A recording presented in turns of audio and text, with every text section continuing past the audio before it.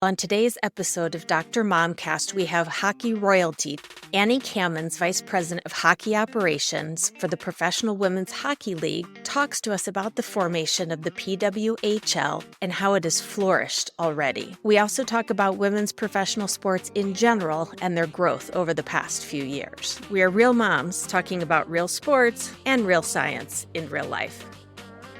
Hey, everybody. Welcome back to Dr. Momcast. I am Dr. Marla Shapiro here with some of my favorite sports neuropsychology colleagues. Dr. Alyssa Wickland. Dr. Beth Kira. Dr. Lisa Nicholt-Baca. Dr. Sonia Mosh. And we are here to talk about kids, health, sports, safety, anything else that comes up. But I am so excited to have a guest with us tonight. Beth, tell us who we got. I am over the moon to have my good friend, Annie Kamens, on our podcast today. She's a very influential figure in the world of hockey. She is currently serving as the Vice President of Hockey Operations for the new Professional Women's Hockey League. So excited about the PWHL. She joined this organization in August, and she's made a huge impact already. She was involved in selecting the 6 general managers for each market. She has multiple roles in the organization. Prior to the PWHL, Annie was working in the NHL for over 20 years. She spent 14 and a half of those years with the Chicago Blackhawks. She was the Senior Director of Fan Development and Youth Hockey. I worked with Annie for about 15 years now. We worked together creating a program called A Step Ahead, and Annie was pivotal in the development of that program. And she was amazing to watch what she did in the youth hockey community in Chicago. So involved in the growth of the game for both boys and girls.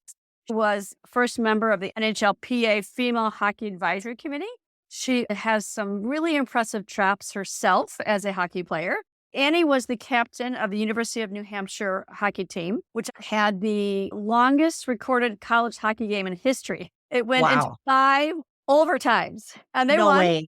They won. She was captain of that team. She was a finalist for the 1998 Olympic hockey team. She is in the Illinois Hockey Hall of Fame. Annie also is a wife and a mother. She has a daughter, Amelia. Annie is just an incredibly impressive person and a wonderful human being and friend. Thank you for that nice introduction, Beth. I'm so proud to be here and empowered by you guys, and I'm excited to learn from you as well. So thank you having me on today. We are so excited to talk about the PWHL and to also talk about women's sports. This podcast is really about celebrating the growth of women's sports. Alyssa reminded me today, and I think she's totally right, one of our tenets in starting this podcast was that we are women supporting women. As sports neuropsychologists, we all work with both male and female athletes. All of us feel really strongly about the value of sports for girls. I have to start. I know the story, but I think the ladies on this podcast want to hear about Arnie Kamens. That's how you're starting? That's your first question? Because you are a trailblazer. And I want you to explain who Arnie Kamens is. Arnie is my pseudo name for when I grew up playing hockey. So I grew up playing hockey in the 80s, and the girls didn't play hockey, but I wanted to. I'm between 2 brothers, and I'm a tomboy, and I wanted to do everything they did. So my parents let me play, and I was the only girl out there playing until I went away to prep school when I was 16 to play girls hockey. I was probably 10 or 11 years old, and we were going to a tournament in Canada. There were no girls allowed to play in this tournament. So our team had 2 choices, and the coach went up to the team and said, okay, either we go to this tournament in Canada and leave Annie behind, or we go to some other tournament somewhere else. And they said, no, why can't we go? We can just go. And I don't know whose idea it was or how that worked, but basically I went as Arnie, and I think my hair was short enough where I put it up in a moment where they didn't know. This is a true story. I'm not even kidding. Oh my gosh. I went on the roster as Arnie Kamens because they weren't allowed to have girls on the roster. This was a all boys team, all boys tournament, like way back in the 80s. And your mom told me this story, and I love the story because it really talks to the growth of female sports in this country. But I also loved it because your mom was so proud. She was so proud that you could keep up with the boys, and that some stupid rule was not going to keep her daughter from playing. Thank you. And I was proud that my teammates stood up for me and said, we're not going to this tournament without her. Absolutely. Let's make it work. And whose brilliant idea was to call me Ernie, I don't know, but thank you for that. And I have no idea how it's in the tournament, but it was a moment where now people that catch wind of the stories and people at the Blackhawks still call me Ernie to this day. You'll be happy to know I just got back from a hockey tournament for my son, and there were several girls rostered on the boys' teams. And we are in Minnesota, the state of hockey, so we have a massive girls program. But there are some girls who choose to play with boys, and they don't have to change their names anymore. They can just be rostered as themselves. Yeah, they don't have to have short hair. I had to have short hair through high school playing boys, so the boys wouldn't go after me and know that I was a girl. And the whole story about dressing in the bathroom because you can't dress a lot. I mean, all those things actually happened like that. Right. But your story. Not that long ago. I'm on the PWHL website last night, and to hear Billie Jean King talk about how this isn't just about women's professional hockey, it is a pivotal moment for women and women's sports. I'm really curious to hear the genesis of that and how and where it started and where it's going. The PWHL? Yes. But it took 125 days from the day we announced the league till puck drop on January 1st. So I'll repeat that. Wow. 125 days is 4 months about, right? That is insane. I don't know if any of you watched that 3-part series on the LA Angel City. Angel City. Yeah. Thank you.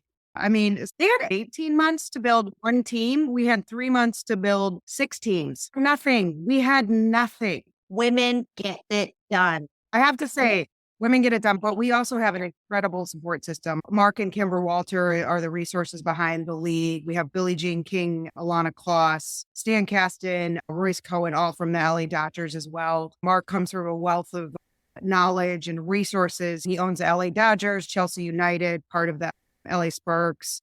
So we have this incredible backing from these people that want to see the league succeed. So you just put the right people in place, and kudos to my boss, Gina Hefford, who's a 5-time Canadian Olympic medalist. And she built this team around people that I think she knew and trusted would just figure it out, get it done. I come from a business operations background in marketing and youth sports, and I know the game, but hockey ops was a new venture for me. You say all the building the plane as we're flying it and all this other stuff. Like, we literally were doing that. Oh, we have to come up with this policy, and we're just doing it as we go. Everyone had a job description. What isn't your job? Everyone was like, okay, we have to do this. Oh, we need this. Let's do it. We need this.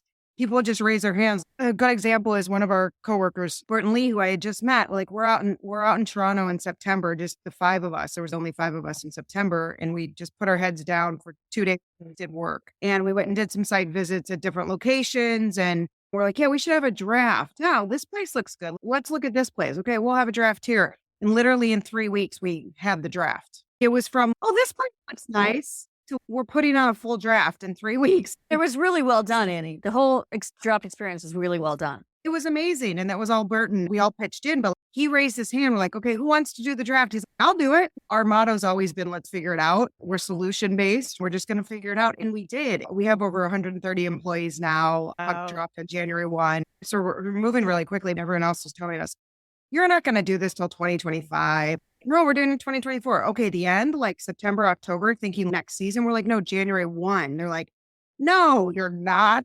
There was everything against us for not doing it. And we owed it to the players. The players have been wanting this. They've been fighting for this. They wrote the CBA. We're the only league that has a CBA in place, collective bargaining agreement in place before the league has launched. We had certain standards that we had to abide by because of the CBA. And that CBA is an 8-year deal. So this league isn't going anywhere. We're in it for at least 8 years, and we owe it to these players. We're a very player-first organization. We put ourselves in their shoes or in their skates and say, what do the players want? And then let's try to exceed that.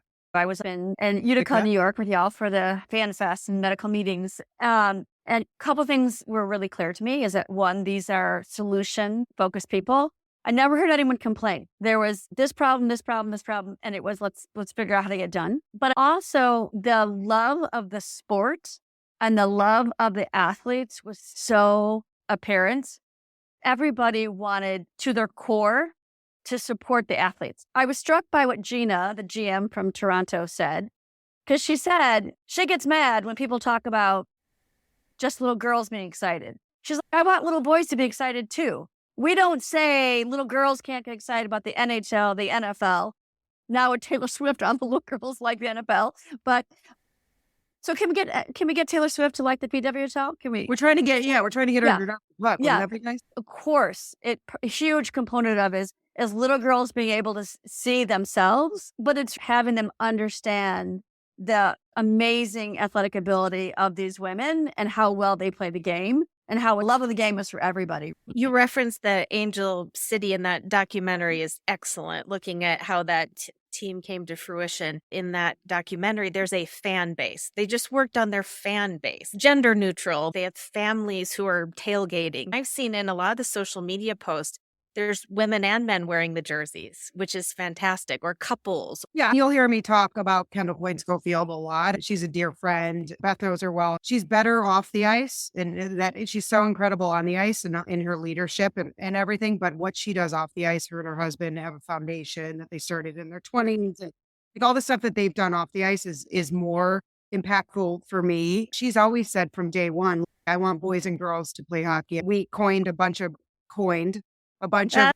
programs after her, one of them at the Blackhawks being the Golden Coins. When she came home with a gold medal in 2018, we started a big girls program. But her whole thing was, let's get girls and boys involved in this sport. It was never just about one gender. So you see that in our audience. They're tremendous athletes. If you watch the caliber of the games on TV or on YouTube, the caliber of the games is unbelievable. And that's the world I came from, is growing our fan base. That's obviously very important for the league as well. And youth sports has its challenges. I was listening to your podcast with Linda Flanagan, Taking Back the Game. I'm excited to read her book, but just agree. Youth sports these days is crazy. I know I'm going on a tangent, but according to Sports Business Journal, it's a $30 billion a year business.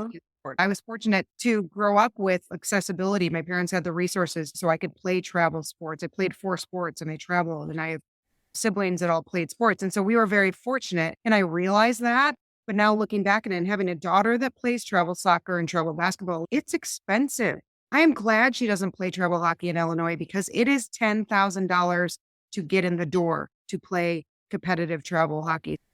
There'd be no way I can afford it. And we're like a household of 2 working parents. It's mind blowing to me how it's gotten this out of control. And I hope that there's a way that we can bring it back down to earth, because right now it isn't. Maybe other than Minnesota, I would say, Lisa, that's like a true community sport where kids can play hockey for relatively. Yeah.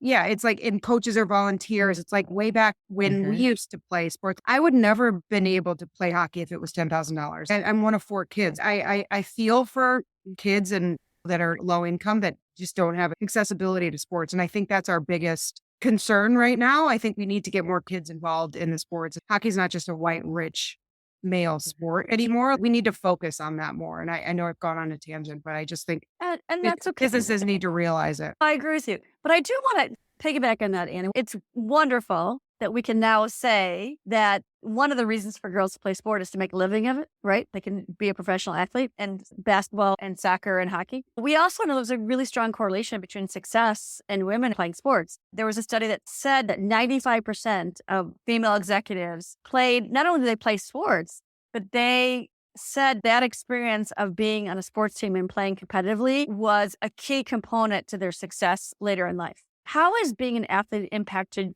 your life and your career? And what you model for your daughter? Yeah. What haven't I learned from sports? I don't remember the score of any of the games other than the 5 overtimes that we won at Reach, but because we were exhausted. But other than that, you don't remember that. It's life lessons, teamwork, defeat, overcoming adversity, leadership, time management is huge, collaboration, losing, and then trying to figure that out. And not to mention all the memories and the friendships. I still talk to a lot of my teammates, mostly the boy teammates as well, because those are my 10, 11 childhood. But I still talk to all of them, and my college teammates are my best friends. There's so much more value to playing a sport than the actual competition on the field or on the ice, for sure. What is the age range of the athletes that are in the PWHL, or other women that have had a similar experience that you had, or if the majority of them played on all women's teams? Yeah, I think you're seeing now the majority of them, especially the Minnesota team, for example, because a lot of them are Minnesotans. Girls hockey in Minnesota is super competitive. And so a lot of them stay in their home state. A lot of them go on to play Division I college hockey. So I would say we're aging out of that now. Even Kendall, she grew up maybe a little bit, and she's 32, I think, playing boys at the beginning, but then jumped in to play girls when she was 11, 12 years old. So Okay. Back in my day, I had to go away to school and play girls hockey. I grew up playing with the boys. And then when checking happened and I'm 120 pounds, 5'5", and the boys all of a sudden got bigger than me in high school. And so by my junior year of high school, I'm getting knocked around and they're coming after me because I'm a girl. Maybe I either need to stop playing or figure out plan B. I was fortunate enough to be able to go away to school. So I went to Tabor Academy out east and I played girls hockey. For the first time in high school. I wanted to continue to play for as long as I can. I wanted to become a professional athlete. I wanted the women's NHL to exist. And I wanted to come out of college and come out of the Olympics. Luckily, the Olympics were announced when I was in college. So I was able to start training for that. There were more and more opportunities, but it's not how it is now. Now girls can dream to go to college and dream to play professional sports. At the time, it was like, you go to college and you play 4 years and that's great. Okay. Good, move on. And so that's when I chose my career. I can't play anymore, but I still want to stay involved in the sport. I love kids and I love hockey. I was fortunate enough to get involved right away with the Los Angeles Kings and start working in the NHL. And then I realized, okay, I can still be involved in the sport, even though I'm not physically playing. I think that's another message that we want to give to other women that still want to have a career in the sport and may not make one of the teams. How can they help in the front office or become a leader on the business side within the PWHL? I think that's such a great point, Annie. We often talk about college athletes and male athletes having some role in sports, but we don't talk about that enough for the females, that there is that business side. Annie, how do you get your hockey fix? Some bar league? In a beer league. Were you at beer league?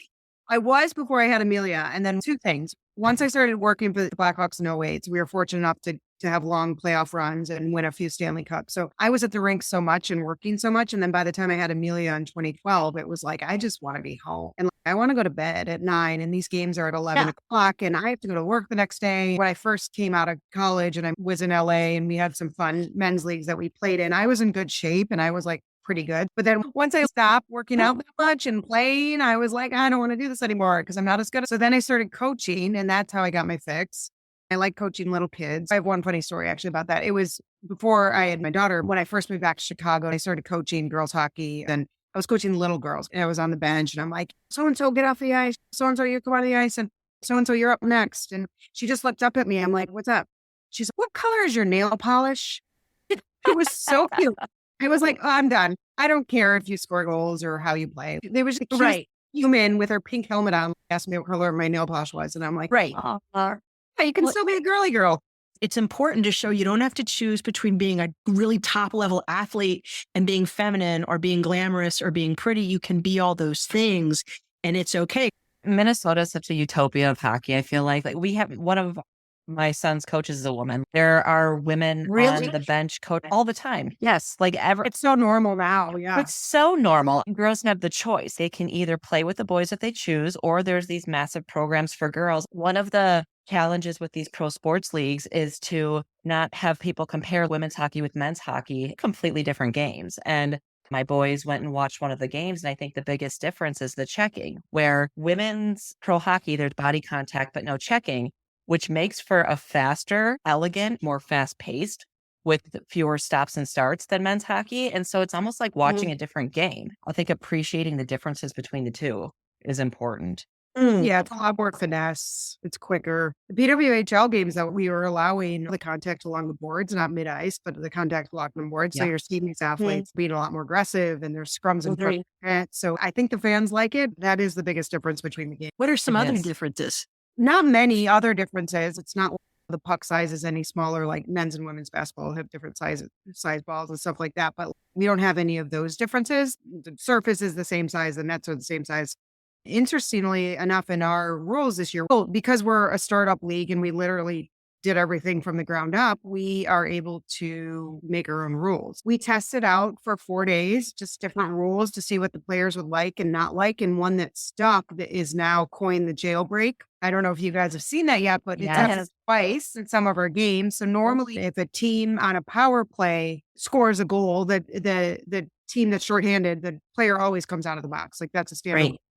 But so we implemented where if the shorthanded team scores a goal, their player also can come out of the box. So it's called the jailbreak rule. So the man down team that scores Yeah. can now, it releases their player out of the box. Love that. Why, They get rewarded. I agree. You get I like it. rewarded. Very cool. A lot of things just talking about this is such a cool rule. We have different things like that that hopefully will stick, and we're testing, and the athletes are enjoying it, and I hope the fans are too. Other than that, there's not really a huge difference between the men's and women's games. The women wear full face shields, and the men don't or don't have to. I'm going to change gears a little bit. I'm going to talk about the league's plan for growth. I was looking at the growth of women's sports in general, which has just been phenomenal in the last few years. There's a number of facets. One is media coverage. It has tripled in the last 5 years. 5 years. Previously, about 5% of all sports was women's sports. We're not up to 15%, and they're expecting it to be 20% by next year. So 20% of all sports coverage women's sports, which is huge. Historically, women's sports have not been on premium channels at times where people can watch them. So some of those statistics, there's only 5% viewership because you don't get channel 487 at 2 p.m. in the afternoon on a Tuesday to watch that game. Right. One of the things that has been really instrumental and that a lot of the women's leagues, in my understanding, have really pushed for is you'd see bigger viewership if you had normal times on major stations. Annie, I'm sure for you all, I know you've negotiated incredible contracts with great channels, and that is huge. I agree with you. And I was reading that same Forbes article. I was just in awe. By 2025, the projected media coverage for women's sports will be about 20%. That's amazing. I think the reason is too, there's emerging platforms like social media and streaming that provided almost 22,000 hours of women's sports coverage in 2022. It's not the charity anymore of let's invest in women's sports because let's check the box on the charity bucket. It's not that anymore. Women's sports is a smart long-term investment. It creates opportunities for commercial partners. It increases the fan base. It drives revenue. There's proven ROI. It's a smart investment. I call it the Caitlin Clark effect. We all know who Clark is. And if you don't, Google her name, but I'm sure you do. I'm taking my daughter to the Northwestern women's basketball game next week in Chicago because they're playing Iowa and it's a sold out game. We can only get it remotely. Luckily, we bought our tickets way ahead of time. They were $25. They're going on StubHub now for $350. So That's how you know you've made it. When ticket brokers are ripping people off for women's sports like they do for men's sports. There's two things I wasn't allowed to sell according to Amelia, my Caitlin Clark tickets and my Taylor Swift tickets. So I'm not. I could pay the mortgage. I'm not doing it. To that point, the NWSL, National Women's Soccer League, signed a 4-year, $240 million broadcast deal. Wow. I mean, that's enormous, right? So kudos to them. And they've actually grown. Now there's 14 teams. Next year, there'll be 15. They're growing as well. It's amazing. If you put women's sports on, people watch it. We'll watch them. No kidding. We're fortunate enough to have great streaming partners. We have broadcast partners now in Canada, CBC, Sportsnet, RDS. I mean, locally in Minnesota is Bally Sports, MSG Network in New York. All our games are streamed live on YouTube. Always 24-hour access to our games. And I think it is important. I remember we couldn't even watch a women's basketball game back however long ago unless you had ESPN 2 plus or something. It's what?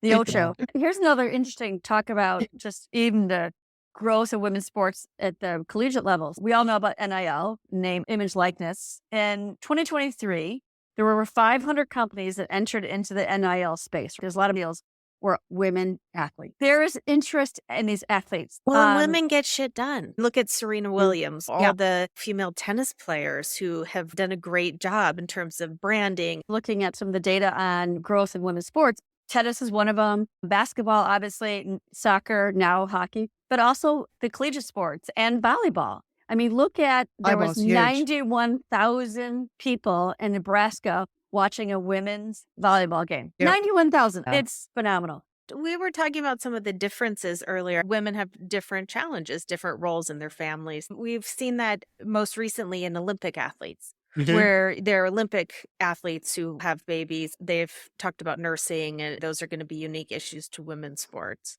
Because the collective bargaining agreement is in place before the league launch. A lot of that is in place already.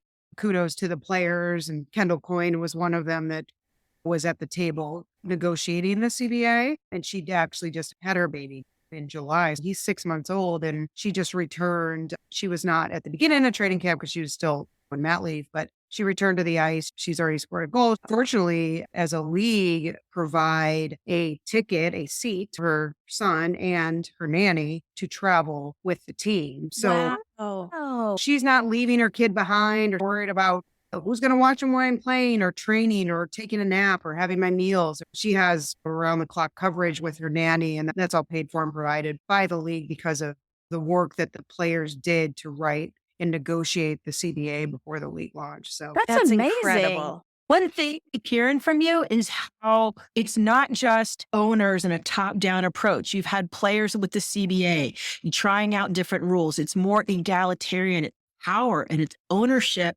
from the players on up. That's exciting. That to me is a huge difference. Maybe it's because it's a new league, but putting a player-first mindset, that's different too. And that's an incredible thing for other leagues and sports to try to emulate. I think that's how we're going to succeed is if we keep in mind that this is a player first professional league and that we're doing the best we can to provide for them. There's housing stipends and pre and post training meals every day. If their travel is over a certain amount of hours, they have to fly, providing them with hotels that are close to the arena, things that allow them to still be a professional athlete and still come home to their spouses and kids if they have them, to be able to have a family and continue to play hockey. There's no choice anymore. Well, do I have a family or do I play hockey? I literally get welled up thinking about that these athletes have choices. They don't have to say, I have to stop being a professional athlete because I want to have a family. And because men don't, right? They get to continue to play regardless of what's going on. And so they have their wives at home that'll take care of all the kids while they play. Exactly. Yeah. And for you guys to be sensitive to that and allow that is just phenomenal. Huge. Other industry really could take a note too. I love watching the NWSL with the women, with the kids, and they're traveling with their children like Alex Morgan. And it's so cool to see that they get to grow up watching their parents, their mother as a professional athlete. It's such a cool look. And I love following that. That leads perfectly to a question I had, Annie.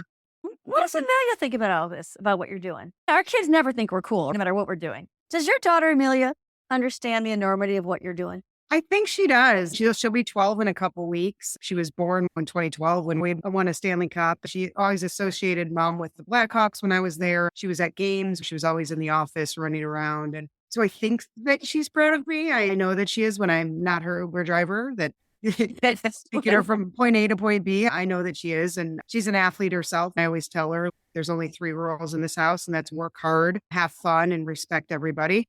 As long as she's doing that, I know that she's proud of me, and I'm proud to be in the position that I'm in and to be able to have her look up to me. And my husband too, like he looks up to me too. And is like, wow, this is really cool. Look at you raising a daughter, and even if I'm raising a son too, but you're raising a daughter in this, and look what you're doing. When Jana Hefford called me and I had left the Blackhawks and I was doing some other work for a year, and when Jana called me and said, what are you doing? And I was like, it doesn't matter because I'm joining you. I'll drop everything. It doesn't matter what I'm doing. It was just one of those things where I was waiting for that call from the PWHL. And as soon as I told Amelia and my husband, Mike, that they were just like, yes, you're doing this. It doesn't matter what it takes, but we're going to figure this out. We're going to get this done. Billie Jean King has always coined, if you can see it, you can be it. For me to transition this into now the PWHL and like to just actually see it. The second proud moment of that was I took my family to the home opener on January 1st in Toronto. The puck literally dropped and we were in tears. And after the game, Amelia said to me, Mom, I want to start playing hockey again. And I was like, what? I'm like, you don't have time. If you can see it, you can be it. What a tagline for what y'all are doing and for what this really represents for women. Annie, we are so proud of you and the amazing crew at PWHL for what you've done, not only for the sport, but for kids in this country to look forward to see further growth in the league. Thank you so much for taking the time to talk with us tonight. We're honored to hear about your experiences and to learn more about the PWHL. And we will all think of you and as we see this continued growth of this league. So thank you so much. Thank you, Annie. Annie's a badass mom. We like Annie's to have badass moms on this podcast. Yeah. So you fit right into the badass moms group. Badass Moms Group. Thank you all for having me. This was a lot of fun. I really appreciate it. If you see it, you can be it. It's about empowerment. It's about rocking sports regardless of your gender. And I don't know, put a fork in it. Put a hockey stick in it. Put a stick in it. It's sounding dirty. Annie, Marla always does a wrap up. One time she said, put a fork in it. And then it just became this thing. And we tried to change it up. And so now it's somehow become sexualized. Give me a hockey analogy. I don't know. Let's put it in the net. Pull the goalie. Let's go. Time to pull a goalie. That's it. Time to pull a goalie. Annie, thank you. Biggest fans right here already. Well, thank you so much. Yeah, check us out. The PWHL.com. We're on YouTube. I'm going to go watch the rest of the game. So thanks, you guys.